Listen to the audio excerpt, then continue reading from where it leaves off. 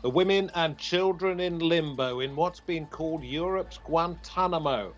Are they a danger to others, or is the real danger that they will be left to die? Two refugee camps in northern Syria where thousands of foreigners with links to Daesh have been stripped of their citizenship and live in appalling conditions. The question is, why are so many countries refusing to help?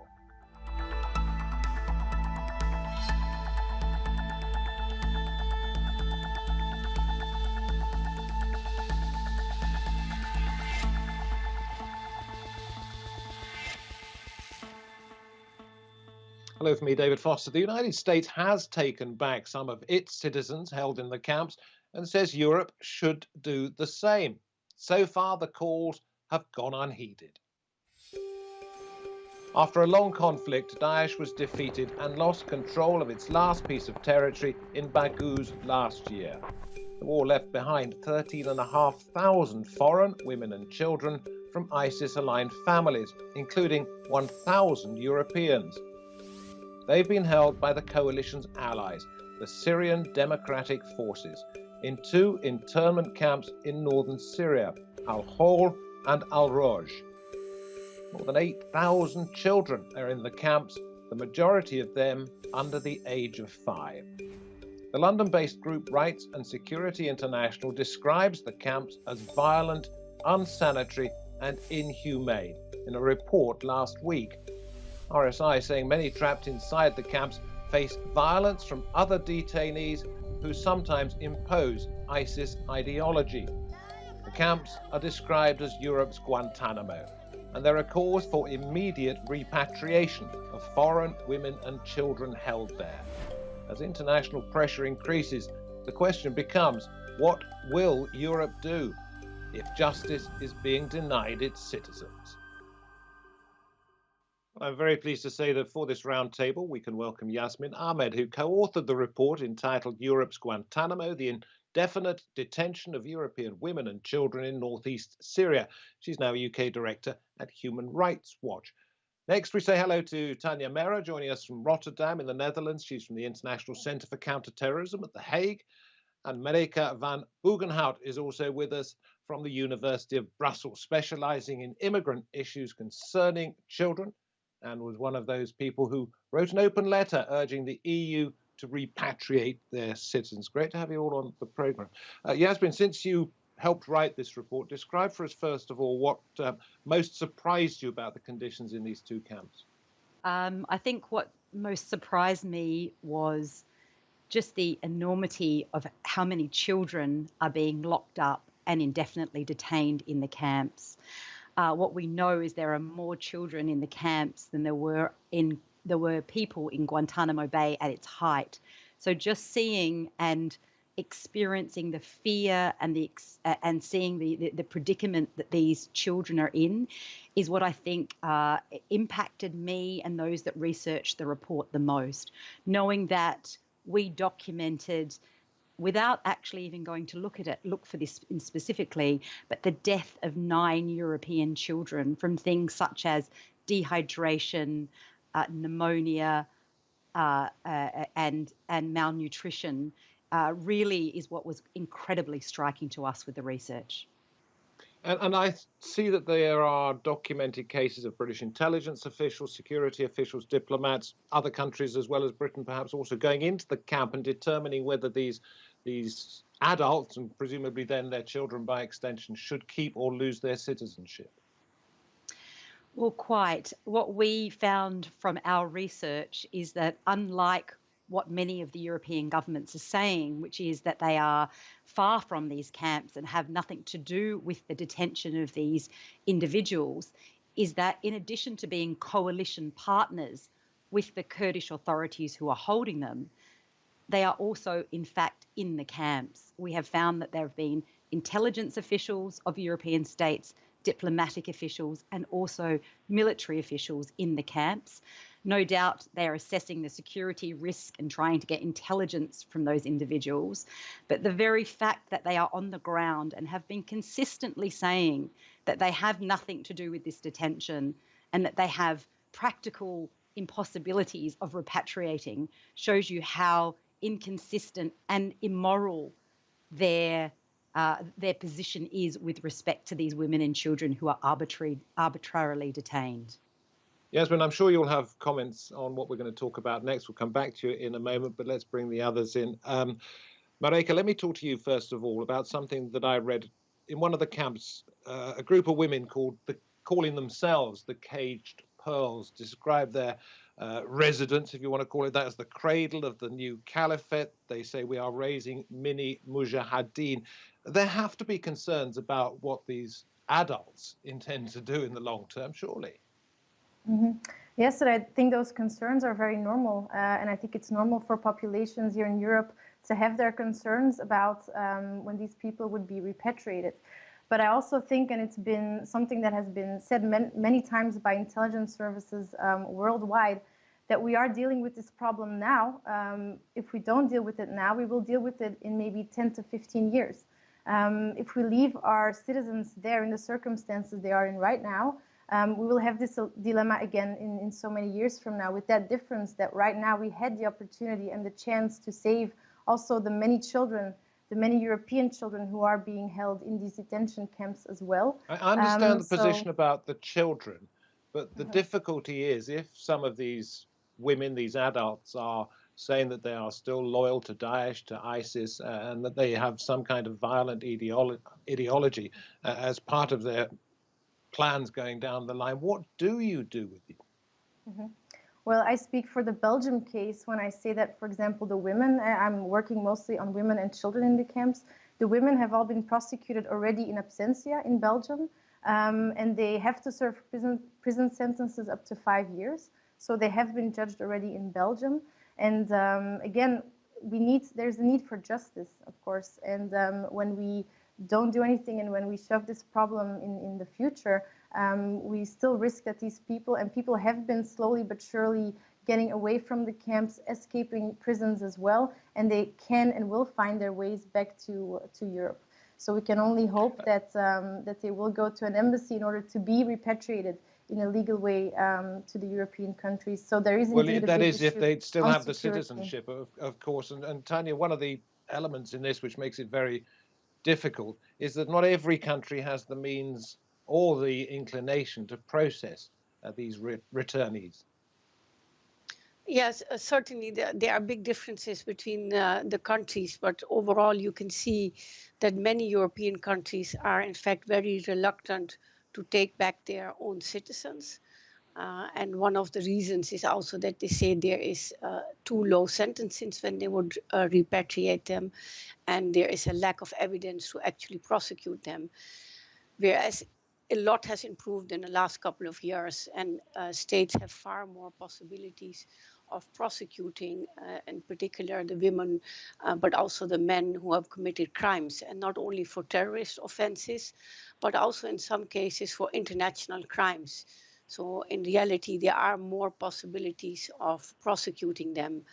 And the fact that some countries choose to strip their citizens of nationality is creating only more problems. Turkey has indicated that it would send back all the foreign fighters and their children when they knock on their door. And in some cases, for example, in the Netherlands, a Dutch woman has been sent back to the Netherlands, whereas her nationality had been stripped, and making this situation in particular difficult. Her case is still pending, but if she would be convicted, it would be likely that she would be sent back to Morocco. And there are also many other cases where we are familiar with the stripping of nationality, like of Shamina Begum in the UK, and also the 2 members of the Beatles, which recently now have been sent back to stand trial in the United States. Well, can we bring in the United States at this point? Because it was mentioned earlier that there might be a problem down the line. That is the opinion of a lot of people if these women and children stay in these camps. Let's see the words of Richard Barrett, a former MI6 director of global counter-terror.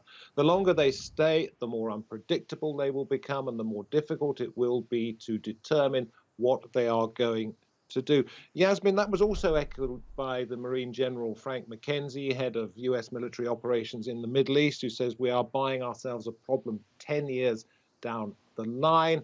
Also, the Assistant US Attorney General for National Security. So the United States is taking a very different view of this. Why do you think it's doing that? Well, let's hope that we have, and in the United States administration, but we all have learnt important lessons from the last 20 years where we have waged a war on terror. But what we can definitely say is the world is a lot less safe and less stable than when we started. So I think, in fact, there's a lot of reflection now on what we did at Guantanamo Bay, what has been done in other places, and the kinds of strategies that have been employed that are often knee-jerk reactions where people feel, or from a political perspective, want to be looking like they're being strong on a security issue, but in fact are not taking a long-term view of our security.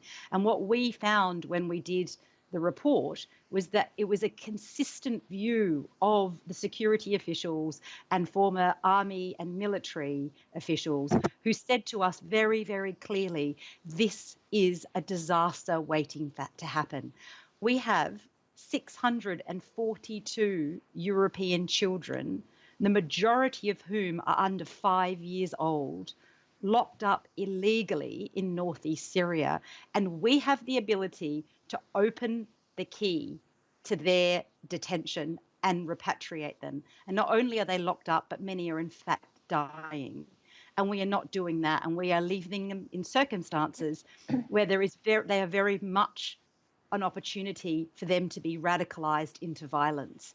So, okay, this is a question for each and every one of you. Sorry about this, but sorry for interrupting. A question for each and every one of you. You first, Yasmine, since you're already here. Do you understand the concerns of people in the home countries who are worried that bringing these women, these children back will only create more security issues?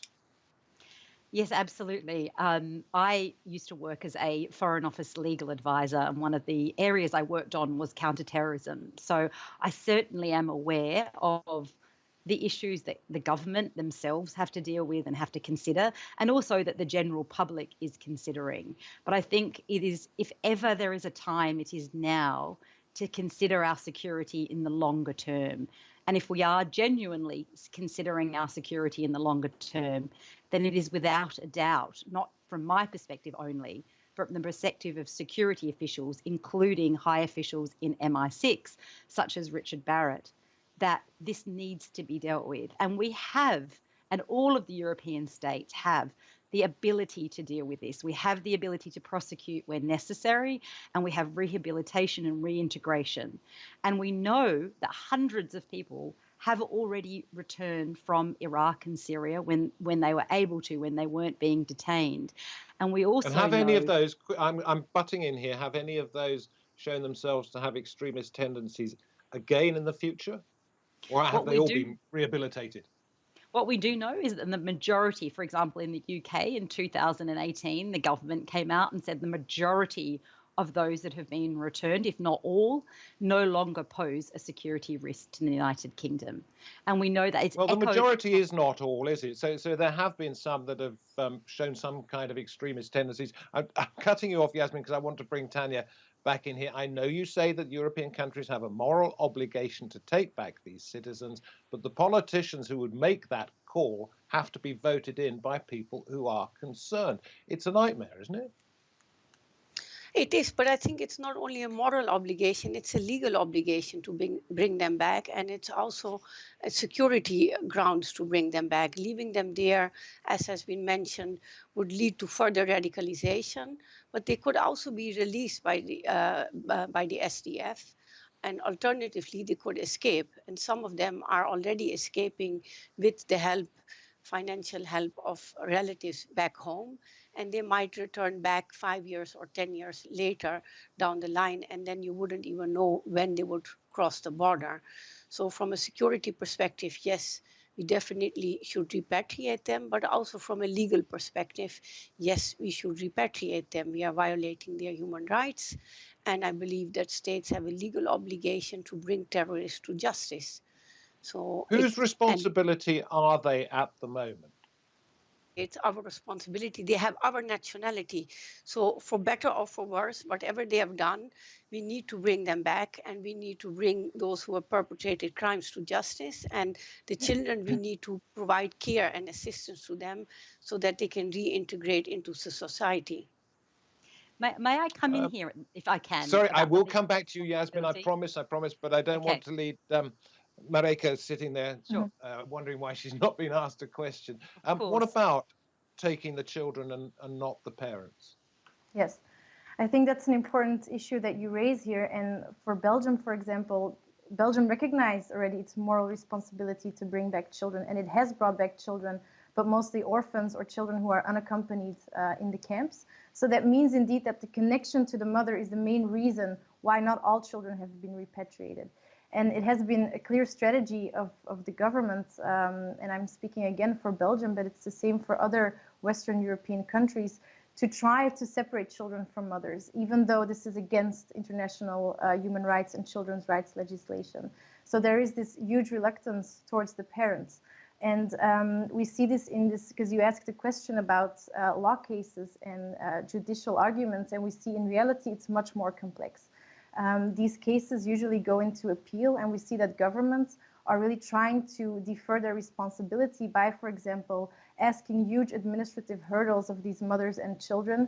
For example, proving their nationality. We know that children, when they are born, they're in the camps, there's no birth certificates, there hasn't been any DNA proof so far. So governments are actively trying to defer their responsibility by showing, well, as long as these children do not exist in front of the law for our country, we do not have a duty to repatriate. So I think the moral duty is strongly linked to this judicial duty, which is trying to be denied. That's one side. And the other strategy that we see is to try to persuade mothers from voluntarily giving up their children, which again, if you use the argument of these women being dangerous for our country, why are we putting this responsibility into the mothers to voluntarily give away their children? I think we need to protect those children even more. And what we're doing now is actually forgetting those children who are actually still in the camps and where the mothers will not be willing to let go of their children, which is, of course, an inhumane choice to even ask them. But that's how complex the issue is right now. Sorry, Marijke. Yasmine, you wanted to say something? Yes, sorry to come in before. No, I think it should be really clear that you're absolutely right, and people are right to think that they're not being detained by the European government. So they're being detained by the Kurdish officials. But let's step back and be very, very clear about the fact that the Kurdish officials, the Kurds who are on the ground, who are detaining them, are the coalition partners of the European governments in the fight against ISIS. That these European governments are supporting these Kurdish officials to continue these operations, whether it's detaining people or whether it was when they were actively fighting against ISIS. So they have been supporting them throughout the time. They are a coalition partner, and that is on record. But I think in addition to that, it should be really clear that the European governments have the sole and exclusive ability to end this arbitrary detention. It is only they that can do it. The Kurdish officials have said we cannot indefinitely detain these people. We don't have the resources and the capacity. And as my colleagues have said, there are numerous people who are, in fact, escaping, and often those are the people that we should be the most worried about. If it is the European Union's responsibility, is there any kind of unanimity amongst the many European Union countries as to what to do next? Does it have to come down to individual nations or the bloc as a whole? Well, I think it is very much individual nations because it's a national security matter. So it's really the competency of the individual nations. But I think we should be very clear that no doubt the European nations are working very closely together on this. And it should be very clear that they have very clearly a legal and a moral responsibility to repatriate. They can end this detention. And that has been shown again and again whenever the European states have asked for the release of their nationals, they have been released. And it is only to those states of nationality that they have ever released persons. So it is certainly what we are saying now. It's a moral and legal responsibility that they need to act on for our long-term security. Tanya, your turn. Sorry. Yeah, I think also a lot of European countries are considering or promoting local prosecutions, and this would mean that their foreign fighters could be prosecuted either by the Iraqi authorities or by STF, and both are problematic. If you look at the Iraqi authorities, so first of all, they uphold the death penalty. They use overly broad counter-terrorism laws to prosecute. It is doubtful that their citizens would receive a fair trial. And in addition, they have not yet implemented domestic legislation which would allow them to prosecute on the basis of international crimes. And on more practical terms, those who are detained in the camps by the SDF might likely not have committed any crimes in Iraq itself, but in Syria. So that would also raise a lot of jurisdiction problems for prosecuting But let me them put this at the to Iraqi you. courts. Yeah. Let me put this to you. Many of the women who are in these camps were part of ISIS territory and ideology voluntarily.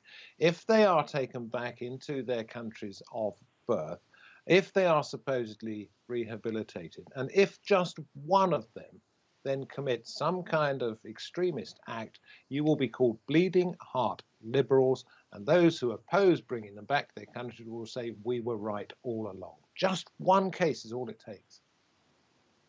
Yeah, but you know, But we are people living in will an find their open democratic society, and there is no such thing as a 100% risk-free society. But the risk is much more manageable if you bring them back and you prosecute them and rehabilitate them yourself.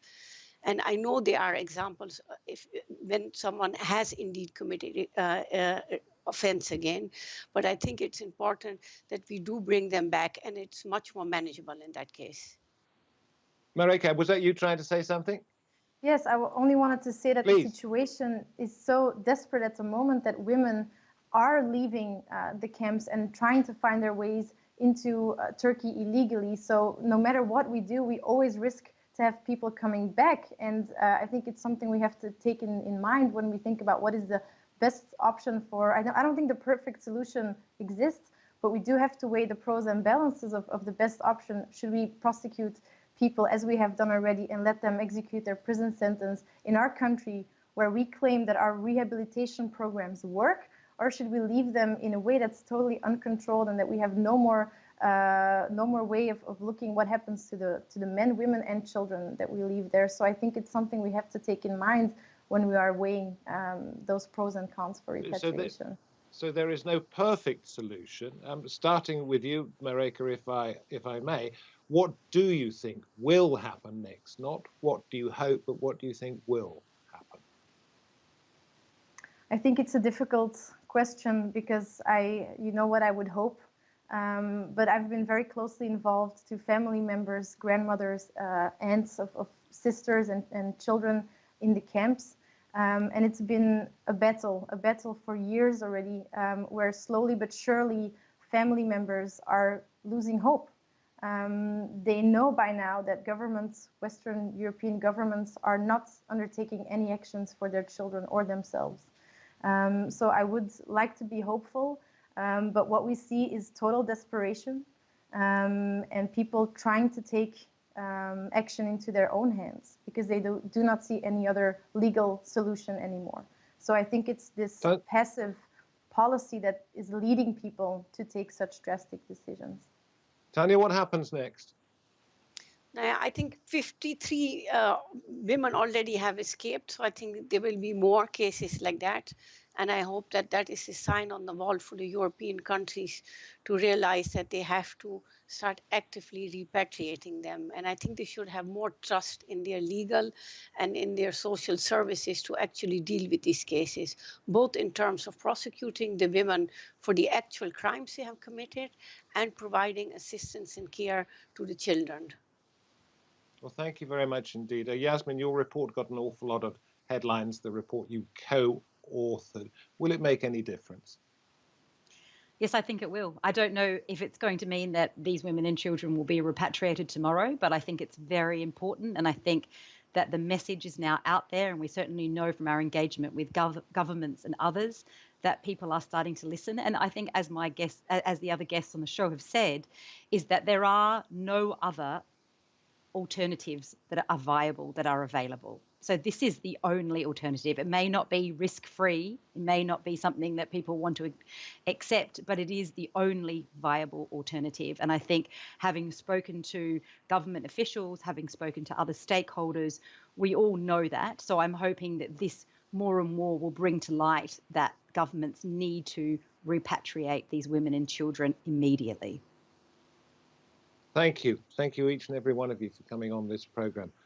Really enjoyed finding out more about this horrifying situation for many of the children that are there. You can have your own opinions wherever you happen to be about whether their parents put them in this situation or whether, in fact, they are entirely innocent of any kind of crimes. Surely the children are. Thank you.